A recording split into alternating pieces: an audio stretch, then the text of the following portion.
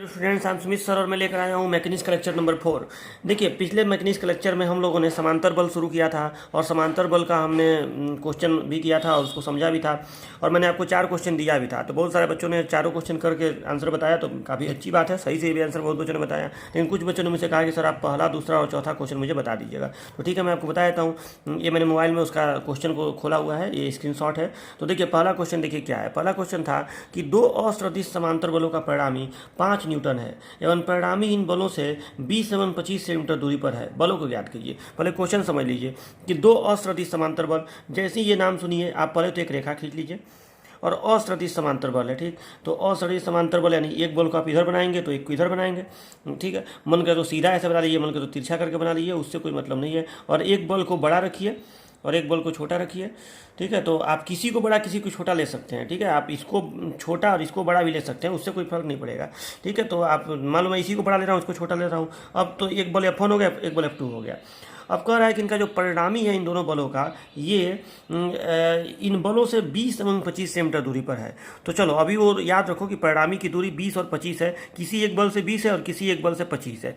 चलिए, अब पहले वो छोड़िए, आप ये बताइए कि अगर इस तरह से बल हो F1 और F2 तो इसका परिणामी किधर काम करेगा। तो मैंने आपको बताया था पिछले लेक्चर में कि जब समांतर बल विपरीत दिशाओं में काम करते हैं तो परिणामी इन दोनों के बीच में नहीं काम करता है बल्कि बाहर काम करता है। मतलब इसी रेखा को आप या तो इधर बढ़ाएं या तो इधर बढ़ाएं तो काम करेगा। अब रहा सवाल ये कि इधर बढ़ाने पर काम करेगा कि इधर बढ़ाने पर काम करेगा। तो अगर मैं बड़ा वाला F1 मान रहा हूँ तो इधर बढ़ाने पर काम करेगा। चलो, तो यहाँ पे परिणामी, यहाँ पे बिंदु मान लो कि ये ए है और ये बी है, तो यहाँ पे परिणामी काम करेगा एम पे, और परिणामी की दिशा भी इसी की दिशा में होगी, तो ये होगा आर। ठीक है, और आर बराबर F1 माइनस F2 होगा। बड़े वाले में से छोटा वाला घटा दो, उसी की दिशा में आर काम करेगा।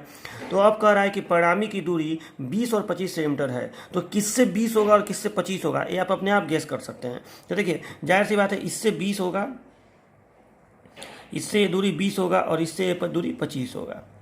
यानी ये 20 सेंटीमीटर, ये 25 सेंटीमीटर, यानी B M is equal to 20 centimetre और A M is equal to 20 centimetre और B M is equal to 25 centimetre. ठीक है, यही होगा।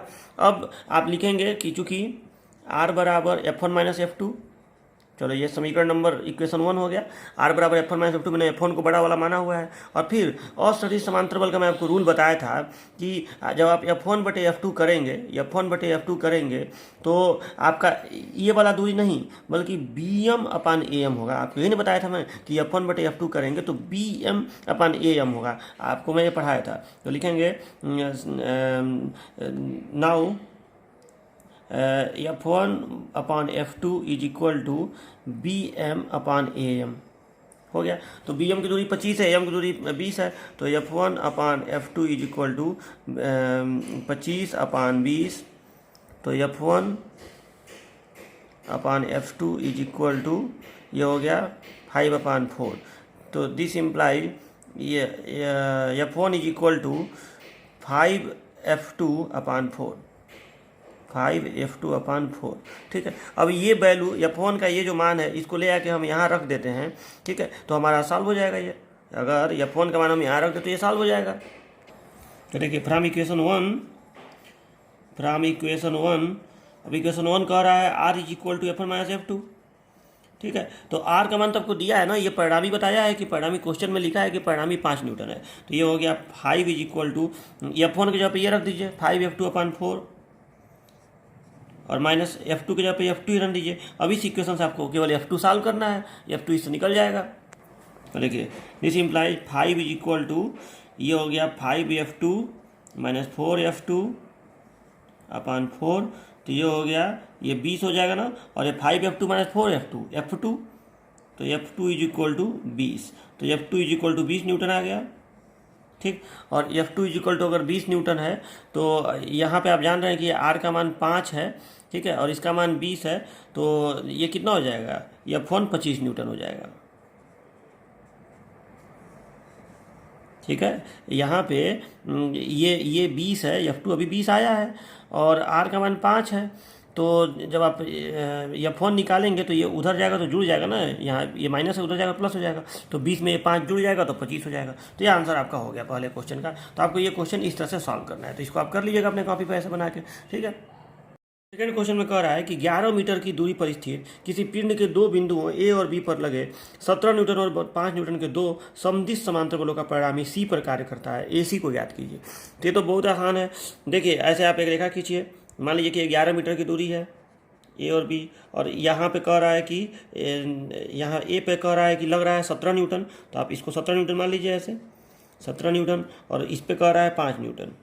चलो मान लो ये 5 न्यूटन है, और इनका जो परिणामी है मान लो कि कह रहा है सी पे काम करता है, तो सी जाहिर सी बात है 17 के नज़दीक होगा, बड़े वाले की तरफ होगा। जब दोनों बल एक दिशा में होते हैं तो परिणामी बीच में काम करता है और बड़े वाले की तरफ होता है, तो यहाँ पे परिणामी होगा, मान लो इसको कह रहा है कि सी पे काम कर रहा है, और ये परिणामी दोनों का योगफल होगा, यानी ये लंबा होगा, ठीक है। और आर बराबर आप जान ही रहे हैं 17 + 5 हो जाएगा ये, ठीक है। तो ये 22 हो जाएगा, 22 न्यूटन, ठीक है। तो चलो 22 न्यूटन का आर हो गया। अब आपको बताना है कि ए सी, बस ये ए सी तो पूछ रहा है, तो बहुत आसान है ये तो। आपको मैं इसका रूल बताया था कि जब आप F1/F2 करेंगे तो ये BM/AM आएगा, तो वही BC/AC हो जाएगा। तो आप ऐसे लिखेंगे कि चूँकि 17/5 = BC/AC, ठीक है। आपको AC की दूरी पूछ रहा है, तो ये बताइए अगर AC को आप x मान लीजिए, मान लो ये AC x है, तो ये x हो जाएगा, तो ये 11 - x नहीं हो जाएगा। अगर ये x है तो ये 11 - x हो जाएगा, ठीक है। तो हो गया, तो ये दिस इम्प्लाइज 17/5 = BC 11 - x, और ये x, तो ये सॉल्व में हो जाएगा x कितना होगा, ऐसा तो मैं बताया भी था आपको। तो चलिए ये सॉल्व कर लीजिए इसको। देखिए यहाँ मैंने सॉल्व कर दिया इसको, x बराबर 2.5 मीटर आ रहा है, हो गया। मतलब AC की जो दूरी होगी 2.5 मीटर होगी, तो इसको आप कर लीजिएगा। बहुत आसान क्वेश्चन था ये भी। चौथा क्वेश्चन मैं आपको बता रहा हूँ। चौथा क्वेश्चन में ऐसे फिगर बनाया हुआ है, ठीक है, इस तरह से ऐसे फिगर बनाया हुआ है। यहाँ लिखा है 10 न्यूटन, यहाँ लिखा है 5 न्यूटन, और यहाँ लिखा है 10 न्यूटन बीच में, ठीक है। और ये दूरी दिया है 5 मीटर, और ये भी दूरी दिया है 5 मीटर, और यहाँ नाम भी लिखा है AB, और यहाँ बीच में C। चलिए ऐसे लिखा हुआ है। अब देखिए, अब आपसे कह रहा है कि इन समांतर बलों का परिणामी बताइए। तो जी जाहिर सी बात है, सभी बल समदिश हैं, एक दिशा में हैं, तो परिणामी बीच में ही कहीं काम करेगा, ठीक है। और परिणामी की जो दिशा होगी वो बड़े वाले बल के दिशा में होगी, ठीक है। तो अभी वो सब छोड़िए, इसमें तो खैर इसमें तो सब एक दिशा में है, तो परिणामी भी ऊपर की ओर ही काम करेगा, ठीक है। तो अब देखिए ऐसा क्वेश्चन अगर आपको कभी भी आता है, इसमें देखिए बल 3 हैं, तो जब 2 से अधिक समांतर बल हो तो आप किसी रूल के चक्कर में मत पड़िए कि F1/F2 = BM/AM, वो सब छोड़िए। आप सीधा सा मैं तरीका बता रहा हूँ आपको। आप करिए क्या कि आप इसमें आर बता सकते हैं कि नहीं, कि आर कितना होगा। मैं आपको आर बताया था, आर जो होता है सिग्मा F होता है, यानी F1 अगर समदिश समांतर बल है, एक दिशा वाला समांतर बल है, तो F1 + F2 + F3 ऐसे जोड़ दिया जाता है केवल। तो R = हो जाएगा 10 + 10 + 5, ठीक है। तो ये 25 न्यूटन हो गया। तो ये तो आंसर निकल गया कि परिणामी का मान कितना होगा। ये आपका क्वेश्चन हो गया साल के, परिणामी का मान 25 न्यूटन होगा, ऊपर की ओर काम करेगा। लेकिन अब कह रहा है कि परिणामी की स्थिति बताइए, मतलब इस ए से कितने दूरी पर परिणामी होगा। स्थिति का मतलब वही कि आप ए से इसकी दूरी बता दीजिए। तो आप मान लीजिए, चलो आप कहीं भी मान लीजिए, मान लो कि परिणामी ए से यक्स दूरी पर काम कर रहा है। आप उस यक्स को इधर भी मान सकते हैं, यहाँ भी, कहीं भी मान लीजिए। चलो मैं यहीं पर मान ले रहा हूँ, यहाँ पर आप इधर भी मान सकते हैं, उससे कोई दिक्कत नहीं, आपको सही आंसर ये बता देगा। चलो, और मैं जानता हूँ कि ये 25 है, तो थोड़ा लंबा रेखा खींच दे रहा हूँ, और यही ना आर है, ठीक है। और मैं यहाँ से मान ले रहा हूँ कि यक्स दूरी पे ये काम कर रहा है, ठीक है, ए से यक्स दूरी पे काम कर रहा है। मैं आप लिख दीजिएगा कि माना परिणामी ए से यक्स दूरी पे कार्य करता है, ठीक है। तो अब देखिए, अब आपको बस इतना सा करना है कि आप बेरिंगटन थ्योरम का यूज करिए, बाई बेरिंगटन थ्योरम। इसमें फार्मूला वार्मूला चक्कर में मत पड़िए। बाई बेरिंगटन थ्योरम, आप जानते हैं बेरिंगटन थ्योरम क्या कहता है कि सब किन्हीं भी मतलब बलों का किसी भी बिंदु के प्रति परिणामी किन्हीं भी बलों का किसी भी बिंदु के प्रति आघूर्ण का जो योग होता है वो उन बलों के परिणामी का उसी बिंदु के प्रति आघूर्ण के बराबर होता है। मतलब अनेक बलों का किसी बिंदु के प्रति जो आघूर्णों का योग होता है वो बराबर होता है उन बलों के परिणामी का उसी बिंदु के प्रति आघूर्ण के। यहाँ चूंकि आपको ए से दूरी पूछा है तो आप सभी बलों का आघूर्ण ए के प्रति लीजिए और उसको जोड़ दीजिए और फिर उसी को बराबर कर दीजिए आर का ए के प्रति आघूर्ण के, तो आपको यक्स निकल जाएगा। ये ध्यान दीजिएगा, दूरी ए से पूछेगा तो आप इसी के परता आघूर्ण लीजिएगा, बेरिंगम थ्योरम इसी के परता लगाइएगा। अगर सी से पूछा तो सी के परता लगाते, जिससे दूरी पूछे वही लगाएगा। अगर खाली कहे कि बल की स्थिति बताइए तो आप एक आई प्रयोग करिएगा स्थिति बताने के लिए, ठीक है। तो चलो अब बेरिंगम थ्योरम लगाओ इसमें। तो बताइए 10 का इसके परता आघूर्ण क्या हो जाएगा? 10 तो यहीं से गुजर रहा है ना, तो 10 गुणे 0 हो जाएगा, तो कोई आघूर्ण नहीं होगा, तो खत्म हो गया। अच्छा, इस 10 का इसके परता आघूर्ण क्या हो जाएगा? तो ये 10 जो है यहाँ से 5 मीटर पर है और ये इसको ऐसे नचाएगा, यहाँ अगर कील हो तो ऐसे नचाएगा, तो 10 गुणे 5, ठीक है। और एंटी क्लॉकवाइज यानी प्लस, तो 10 गुणे 5, चलो ये हो गया। और फिर ये 5 का इससे दूरी क्या है? तो 5 का दूरी 10 है। 5 का दूरी क्या है यहाँ से ए से? तो 5 का दूरी 10 है और ये भी ऐसे नचाएगा एंटी क्लॉकवाइज, तो 5 गुणे 10, और ये दोनों बराबर होंगे, और एक तो 0 है तो 2 आघूर्ण हुए यहाँ पे, और ये दोनों बराबर होंगे आर के इसी के परता आघूर्ण के। तो आर का भी तो आघूर्ण ऐसे ही होगा एंटी क्लॉकवाइज, तो आर इंटू एक्स हो गया। और आर का मान अभी निकाला हूँ 25 इंटू एक्स, ठीक है। तो ये हो गया 50 और ये हो गया 50 और ये हो गया 25 एक्स, ठीक है। तो 25 x, this imply 25 x is equal to 100, तो x is equal to 4 metre. यानी हमें ये पता चल गया कि जो परिणामी होगा वो ए से 4 मीटर दूरी पे होगा। हो गया, मतलब परिणामी ये यहाँ से 5 मीटर दूरी पर सी है, यानी यहाँ पे कहीं काम करेगा, ठीक है। आप यहाँ भी लेते हैं अगर, तो आपका 4 ही मीटर आता, मतलब आपको बाद में पता चल जाता कि अच्छा ये परिणामी जो है इसी बीच में काम करेगा। हो गया, आंसर सॉल्व हो गया।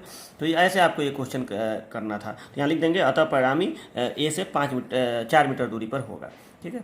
चलिए स्टूडेंट्स, अब मैं आपको एक क्वेश्चन दे रहा हूँ इसी समांतर बल का।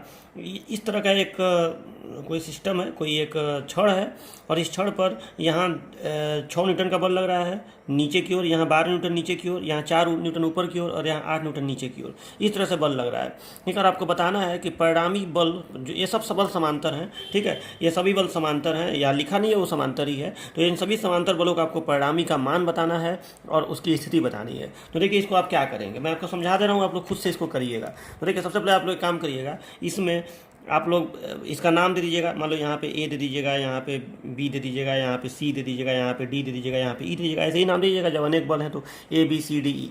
और किसी नियम एवं फार्मूला के चक्कर में मत पड़िएगा, मैं आपको तरीका बता रहा हूँ।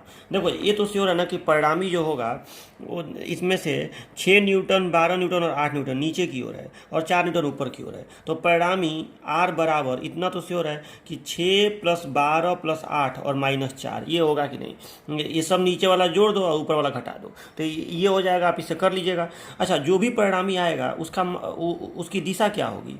तो जाहिर सी बात है, ये 6, 12 और 4 इन तीनों को, सॉरी 6, 12 और 8 इन तीनों को आप जोड़ देंगे तो ये 4 से तो बड़ा ही होगा, यानी नीचे वाले बल ज़्यादा हैं, नीचे वाले बल ज़्यादा हैं, मतलब उनका मान ज़्यादा है, तो इसका मतलब परिणामी नीचे की ओर काम करेगा, ठीक है। तो हो गया, परिणामी का मान ऐसे निकाल लीजिएगा। तो परिणामी का जो भी मान है आप निकाल के इतना न्यूटन नीचे की ओर ऐसे लिख दीजिएगा आंसर। चलो अब इसकी स्थिति बतानी है। तो स्थिति का मतलब मैं आपको बता चुका हूँ, आप किसी भी एक बिंदु से बल का दूरी बता दीजिए। तो सबसे अच्छा ए रहता है कि आप ए से बता दीजिए कि ए से कितना दूरी पर बल काम करेगा परिणामी। तो देखिए इसके लिए आप क्या करेंगे कि मुझे नहीं पता बल किधर काम करेगा, आप कहीं भी एक जगह आर को मान लीजिए। मान लो आप यहीं पे ऐसे मान लीजिए कि यहाँ पे ऐसे आर यहाँ पे लगा है, और इसको यक्स दूरी पे यहाँ से मान लीजिए, लिख दीजिएगा कि माना आर ए से यक्स दूरी पे काम करेगा। और फिर इस बिंदु के परितः सभी बलों का आघूर्ण लीजिएगा, बेरिंगम थ्योरम लगाएगा, लिखिएगा बाई बेरिंगम थ्योरम 6 का इसके परता आघूर्ण प्लस 12 का इसके परता आघूर्ण प्लस 4 का इसके परता आघूर्ण प्लस 8 का इसके परता आघूर्ण बराबर आर का इसके परता आघूर्ण।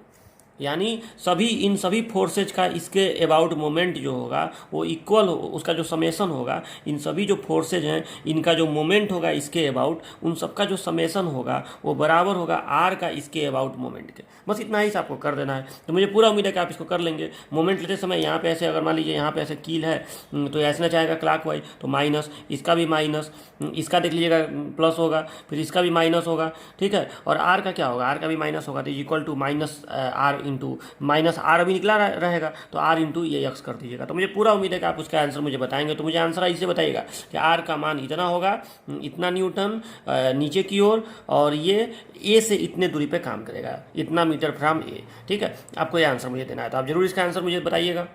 मिटा दे रहा हूँ आर को, ठीक है। तो मैं समझाया हूँ, आप लोग इसको अपने मन से करिएगा, ठीक है।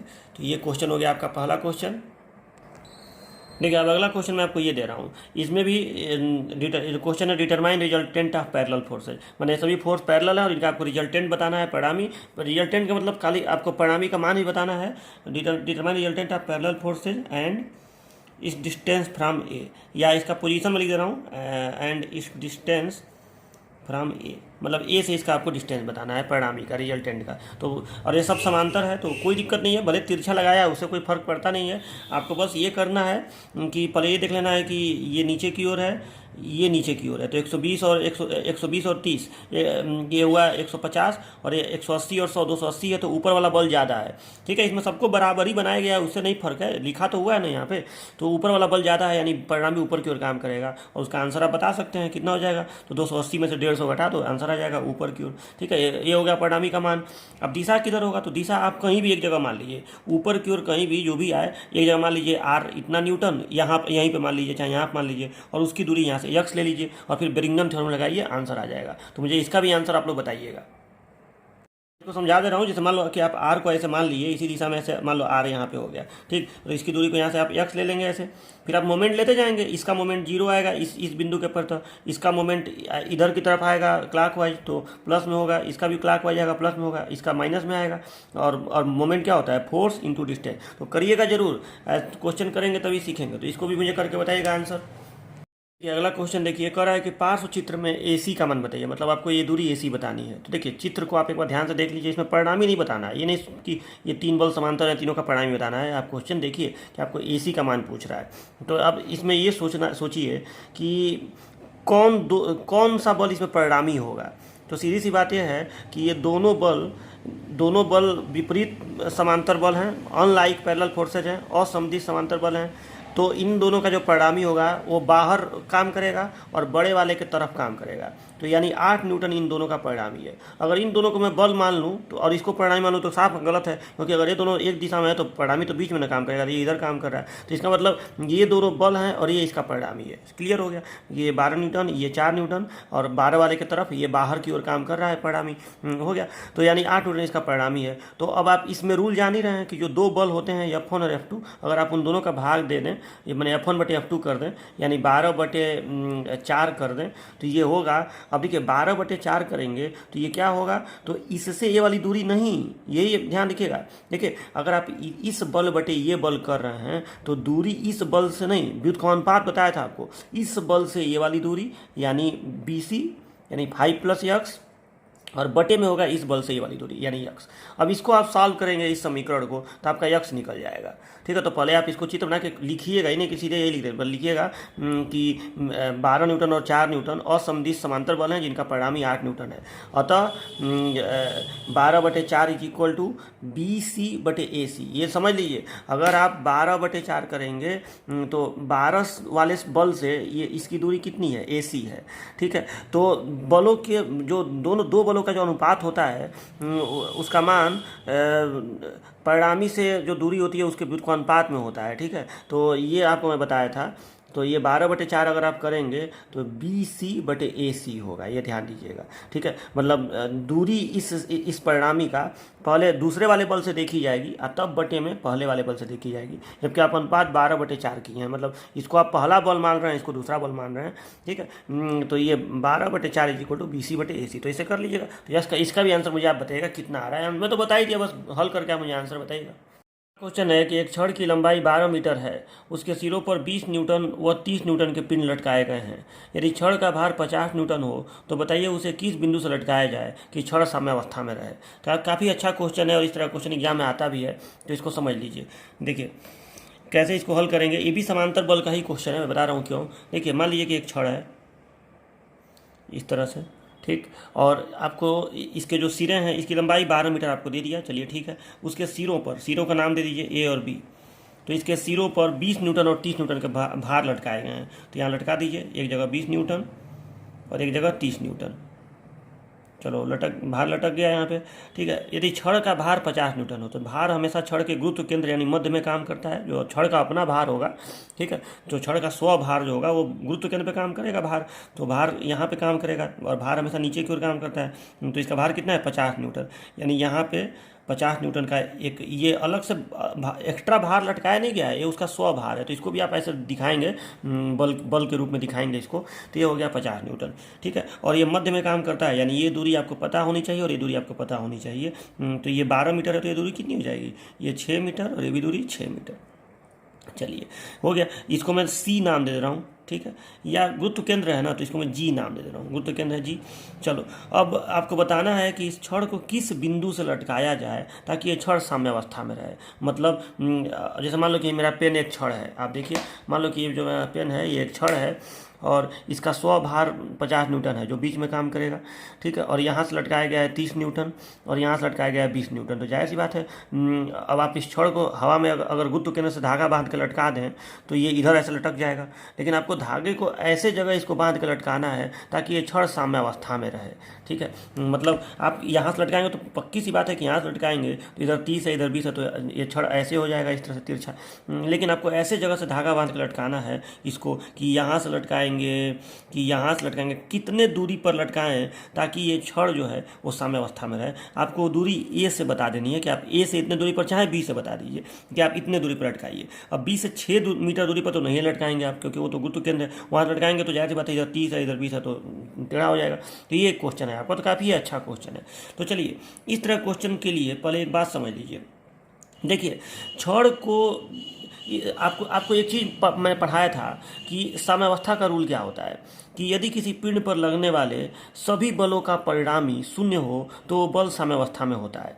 ठीक है, यही तो बताया था कि पिंड पर लगने वाले सभी बलों का परिणामी यदि शून्य हो तो बल साम्यावस्था में होता है। तो ये बताइए, इन 3 बलों का परिणामी, ये तीनों बल एक ही दिशा में काम कर रहे हैं, तो ये तीनों समांतर बल हैं, तो इन तीनों समांतर बलों का परिणामी कहीं ना कहीं यहाँ पे चाहे यहाँ पे कहीं ना कहीं एक जगह काम करेगा कि नहीं। ठीक है, ये कहीं ना कहीं एक जगह काम करेगा। तो जहाँ पे परिणामी काम करेगा, मान लो कि यहाँ पे परिणामी काम कर रहा है, सपोज डैट, मान लो कि मैं ऐसे, वैसे तो परिणामी मुझे दिख रहा है कि इधर 30 है 50 बीच में है, इधर 20 है, तो परिणामी जाहिर सी बात है बड़े वाले की तरफ ही, जब सभी बल एक दिशा में है तो परिणामी बीच में ही कहीं काम करेगा और बड़े वाले की तरफ काम करेगा। ठीक है, तो परिणामी यहीं पर कहीं काम करेगा। मान लो कि ये परिणामी है, सपोज डैट ये परिणामी आर है। ठीक, तो आप छड़ को इस परिणामी जहाँ पे काम कर रहा है जस्ट उसके विपरीत यहाँ से लटका देंगे ना, जस्ट उसके विपरीत यहाँ से लटका देंगे, मतलब यहाँ से जहाँ पे परिणामी काम करेगा वहाँ पे लटका देंगे तो ये छड़ साम्यावस्था में रहेगा। क्यों साम्यावस्था में रहेगा? क्योंकि आर यहाँ नीचे की ओर काम कर रहा है और जो रस्सी का तनाव होगा वो ऊपर की ओर काम करेगा, और तनाव इसी के बराबर होगा, जितना नीचे की ओर आर काम करेगा उतना ही रस्सी का तनाव होगा। ठीक है, तो सीधी सी बात है कि तनाव और ये दोनों एक दूसरे को कैंसिल कर देंगे, क्योंकि दोनों डायरेक्टली अपोजिट दिशा में हैं, तो कैंसिल हो जाएगा, तो परिणामी 0 हो जाएगा। इन 3 बलों के बदले में तो केवल अब यही एक बल रहा ना आर, और इसी के जस्ट अपोजिट डायरेक्शन में यहाँ पे ऊपर रस्सी का तनाव काम कर देगा, तो ये दोनों बल एक दूसरे को कैंसिल कर देंगे और सभी बल 0 हो गए तो परिणामी 0 हो जाएगा। यानी कुल मिला के घुमा फिरा के बात इतनी है कि आपको ये बताना है कि परिणामी ए से कितनी दूरी पे काम करेगा और बी से कितनी दूरी पे काम करेगा। वो आप बता दें तो अपने आप ये पता चल जाएगा कि रस्सी को कहाँ पे लटकाएं तो वो साम्यावस्था में रहेगा। ठीक है, देखिए मैं यहाँ पे अब दिखा रहा हूँ कि मान लीजिए कि इन सभी बलों का परिणामी यहाँ पे है। ठीक है, ये सभी बलों का परिणामी है आर। ठीक है, छोटा सा ही खींच रहा हूँ, इसे लंबा होगा क्योंकि सभी बल एक दिशा में काम कर रहे हैं, और यहीं से इसको लटकाना पड़ेगा। ठीक है, यहीं से इस छड़ को लटकाना पड़ेगा। ठीक है, तो आपको बताना है कि इसको कितना दूरी पर, तो मैं ए से दूरी बता दे रहा हूँ कि ए से कितना दूरी पर लटकाना पड़ेगा, तो मैं इस दूरी को x मान ले रहा हूँ। ठीक है, और इस बिंदु का भी कुछ नाम दे दीजिए, मान लीजिए यम नाम हो गया इसका। ठीक है, तो यहाँ पे आप एक बात लिख दीजिएगा कि माना छड़ को ए से x दूरी पर लटकाने पर वह साम्यावस्था में रहेगा।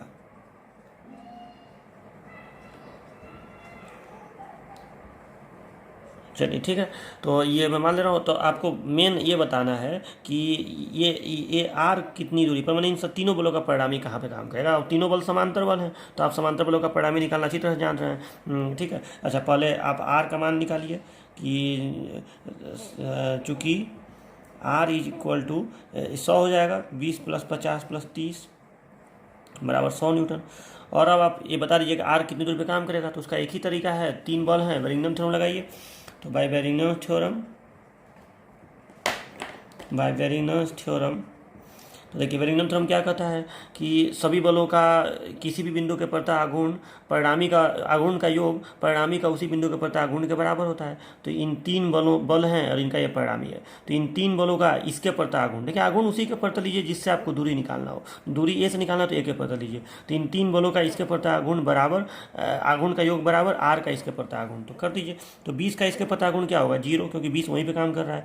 50 का इसके प्रति आघूर्ण क्या होगा, यहाँ पे कील है, 50 नीचे की ओर लगा हुआ है, तो यहाँ कील रहेगा तो ऐसे नचाने की कोशिश करेगा, तो क्लॉकवाइज तो -50 × 6, ठीक। और फिर इस 30 का क्या होगा, 30 वाला भी क्लॉकवाइज नचाएगा, तो -30 × 12 और इक्वल टू होगा आर भी क्लॉकवाइज नचाएगा, तो माइनस आर भी नीचे की ओर ही है, तो आर × ये दूरी कितना है, x। चलिए, तो अब यही आपको बताना है कि ये x कितना होगा। तो देखिए, और r का मान 100 है, तो ये हो गया -300 -360 बराबर -100x। तो देखिए ये हो गया -100x बराबर 660 माइनस से माइनस खत्म हो गया, तो x बराबर आया 660/100, तो ये हो गया 6.6 मीटर। ठीक है, हमें पता चल गया कि इस सिरे से ये बीच में 6 मीटर है, तो हम 6.6 मीटर दूरी पर लटकाएंगे तो क्षण साम्यावस्था में रहेगा। पता चल गया। चलिए, इधर से भी आप दूरी निकाल सकते हैं, 12 में से घटा के 6 - 6 लिख सकते हैं, लेकिन आपका आंसर यही हो गया कि आप अगर ए से 6.6 मीटर दूरी पर क्षण को लटकाएंगे तो साम्यावस्था में रहेगा। तो मुझे पूरा उम्मीद है कि आपको ये समझ में आ गया होगा कि कैसे ये सॉल्व हुआ है। ठीक है, तो देखिए अगला क्वेश्चन मैं आपको दे रहा हूँ कि एक छड़ की लंबाई, इसी तरह का क्वेश्चन है, एक छड़ की लंबाई 120 सेंटीमीटर है, उसका भार 8 न्यूटन है। छड़ के एक सिरे पर 2 न्यूटन का भार लगाया जाए तो उस सिरे से छड़ को कितनी दूरी पर लटकाया जाए जिससे वह साम्यावस्था में रहे। मतलब कह रहा है कि एक छड़ है, ठीक है, 120 सेंटीमीटर इसकी लंबाई है, ये मान लो छड़ का नाम हो गया ए बी, उसका भार 8 न्यूटन है, तो भार हमेशा मध्य में काम करता है, तो ये 8 न्यूटन इसका भार हो गया। ठीक, अब कह रहा है कि इसके एक सिरे पर 2 न्यूटन का भार लगाना है, मतलब या तो ए पर या तो बी पर, आप मान लीजिए कि ए ही पर लटकाइए, तो यहाँ पे 2 न्यूटन का भार लटकाना है। अब कह रहा है इस पर नहीं लटकाना है, केवल एक सिरे पर। अब कह रहा है कि इस सिरे से कितनी दूरी पर छड़ को लटकाया जाए, मतलब यहाँ पे कितनी दूरी पर ए से लटका दिया जाए ताकि वो छड़ साम्यावस्था में रहे। ठीक है, तो आपको ये दूरी बतानी है, तो आप इस क्वेश्चन को मुझे करके बताइएगा। ठीक है, 2 बल हैं, दोनों बलों का परिणामी जहाँ काम करेगा वहीं छड़ को लटकाना पड़ेगा। ठीक है, तो दो बल हैं, यहाँ पे आपको साफ दिख रहा है। अब दोनों बलों का परिणामी जहाँ पे काम करेगा वहीं लटकाना पड़ेगा, तो दोनों बल समदिश समांतर हैं, तो परिणामी आप बड़े आसानी से निकाल सकते हैं कि इनका परिणामी कहाँ पे काम करेगा। ठीक है, इस ए से कितनी दूरी पे काम करेगा वही आंसर हो जाएगा। तो चलिए आप इसको करिएगा ये क्वेश्चन। और अब देखिए, अब इस चैप्टर में समांतर बल खत्म हो गया। ठीक है, अब आपका इस चैप्टर का लास्ट टॉपिक शुरू करना है, बल युग्म का आघूर्ण। ठीक है, जिसे हम लोग कपल कहते हैं, बल युग्म का आघूर्ण, मोमेंट ऑफ कपल, जित मैंने इस आपको अब कपल पढ़ना है कि ये कपल क्या होता है। और अब यही एक लास्ट टॉपिक है। और एक और बड़ा अच्छा न्यूमेरिकल है इस चैप्टर का, क्योंकि इस चैप्टर का नाम है मोमेंट, तो इसमें एक और क्वेश्चन आता है, वो मैं नेक्स्ट टर्न पर बताऊंगा कि अगर एक स्पीड ब्रेकर है, मतलब इस तरह का एक चढ़ाव है, और इस पर एक पहिए को ऐसे चढ़ाना हो, तो कितना बल लगाकर, कितना न्यूनतम बल लगाकर इस पर इसको चढ़ाया जा सकता है। इस तरह का क्वेश्चन कई बार एग्जाम में आता है। ठीक है, तो ये मैं आपको नेक्स्ट टर्न पे ये न्यूमेरिकल भी बताऊंगा और कपल जो टॉपिक है वो स्टार्ट करूंगा। ठीक है, तो चलिए मिलते हैं नेक्स्ट लेक्चर में, तब तक के लिए बाय बाय। क्वेश्चन आपको दिया हूँ सब करके मुझे देखा, ये चौथा क्वेश्चन था ना। ठीक है, जो भी क्वेश्चन दिया हूँ उसको करके मुझे दिखाइएगा। ठीक है, सबका आंसर ग्रुप में भेजिएगा, तो मैं बताऊंगा कि सही है गलत है। कोशिश करेगा कि सब सारा क्वेश्चन हो जाए, क्योंकि मैं लगभग सब एक्सप्लेन कर देता हूँ, आपको करना ही क्या है, केवल सॉल्व करना है। तो चलिए मिलते हैं नेक्स्ट लेक्चर में, तब तक के लिए बाय बाय।